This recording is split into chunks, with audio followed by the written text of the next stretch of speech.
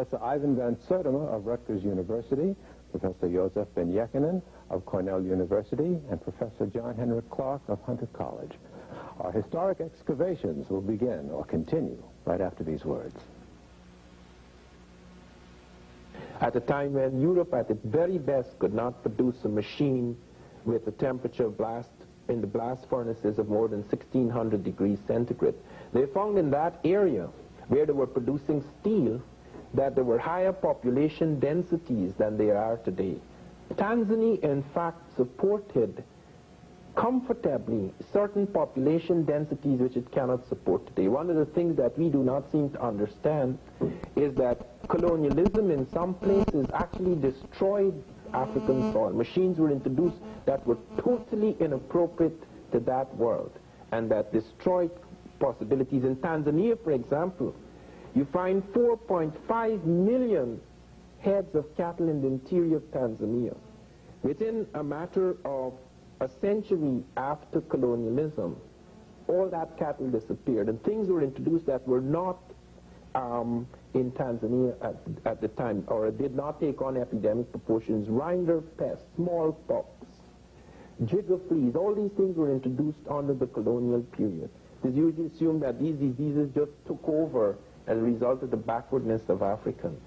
And all of these help to undermine the strength of Africa, you're saying? Yes, and you find, for example, in Kenya, they found an astronomical observatory 300 years before Christ. On the basis of the alignments of the stones of that observatory, they found Africans had built one of the world's most accurate prehistoric calendars. They found very complex astronomy among the West Africans. In the last program, for example, Professor Ben had been pointing out reasons for the decline and fall of the Egyptian civilization. One of the things that must be noted is that after that fall, Africa rose again in other places. That Mali Empire, for example, in the 13th and 14th centuries was quite extraordinary. The Dogon, a people among in the Mali Empire, plotted an invisible star, a white dwarf, which we, when I say we, I mean modern astronomy, only became aware of in the 20th century. They not only plotted its orbit and trajectory up to 1990. We have found that our best machines produce the same chart that they produced several centuries ago. Where is the evidence that they did plot this invisible star? Well, Grio and Deitlin, two anthropologists, studied the Dogon and found after 16 years what an extraordinary knowledge they had of our, not only of our planet, but of star systems and our galaxy. They pointed out, for example, that this star which they plotted, and I have looked through a powerful telescope, I could not see it, even with that powerful telescope, because even with our best telescopes, it is only visible at certain times. They know. So mathematics must also... The mathematics was involved as well as telescopes. The Russians discovered in ancient Africa finely ground spherical crystal lenses. In the excavations they found this, and they have indicated... This was found in Egypt. This was found on Anas's time, and they have indicated that the Africans were capable of making telescopes. The Dogon kept up a caravan trade with Egypt even after its decline, and could have got this knowledge and refined in it afterwards. So what we have is a story of an African people that had developed a high technology, but their humanity was such that... No, I don't think it's a question of humanity. I do not believe in theories of people being more human than others. I do believe, however, and the evidence bears us out, that whereas the Africans had the opportunities to destroy European civilizations whenever they invaded Europe, where it was under the Grimaldis before the emergence of Cro-Magnon man, where it was under the Moors, when with other peoples they were in Egypt, they were in Europe, where it was under Hannibal, when even Taharqa made an excursion into a part of Europe, they found them in Spain. The European profited in all the circumstances. Never was his civilization shattered. Whereas when the Europeans invaded, they wiped out cultures. And that is a very odd thing. That speaks not of humanity, It speaks of very extraordinary circumstances. How this can be translated in terms of whether you have different kinds of human beings or different type of human consciousness or different human character, perhaps in terms of the social character of the African. You see, the African never believed that, for example, if he has a religion and he conquers another person or walks into another territory, he has to plaster it down on them.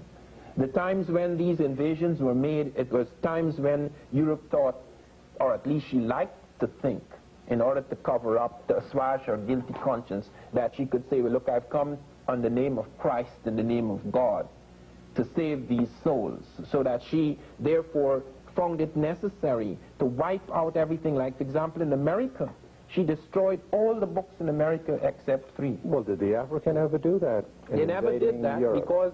Did the African ever enslave the European? No. No, you don't have evidence of that. And this is not only a question of humanity, it has to do, as I say, with the assumption with which you move forward, that what are you doing? The African, for example, did not have these monolithic religions where you would go like the Arab or the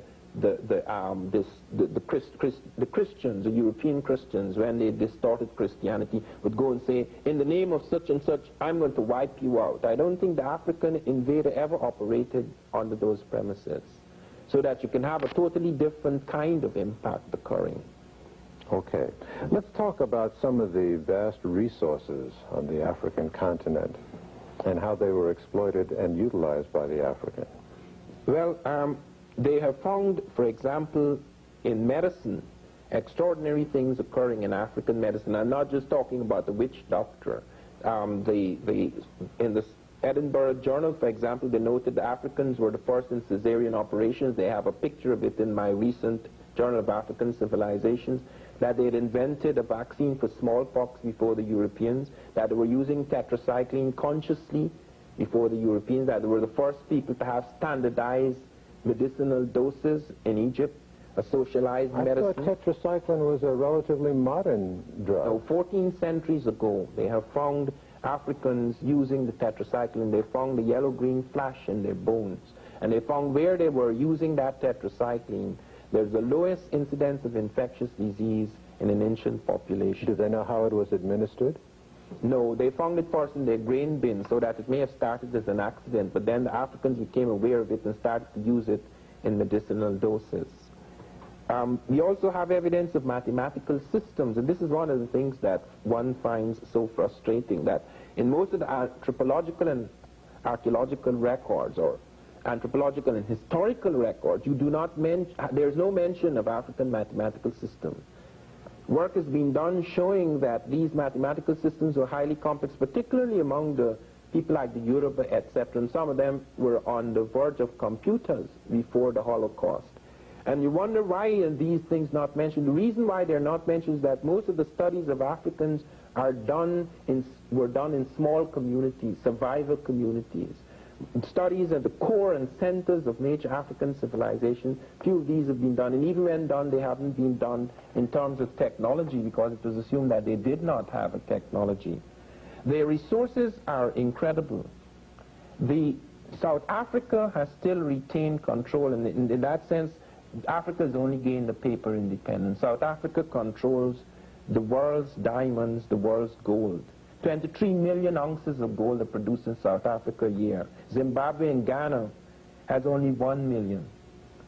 The diamonds among the South Africans, they are the leading diamond producers in the world. Manganese, it's incredible. They have 5 million tons of manganese against 2 million in any other African, in Gabon, African. Perhaps therein lies the reason why the West is so in support of the racist regime that controls South Africa today. Yes, there is a tremendous reappraisal recently done in the Reagan administration as to whether they stand to profit by having this kind of relationship. And very often when resources are found, like Gabon, they found it has 1 billion tons of fine iron ore. United Nations sat as whether it should allow the Gabonese to have money to build a railroad to the sea, 400 miles to the sea, to exploit this. They abandoned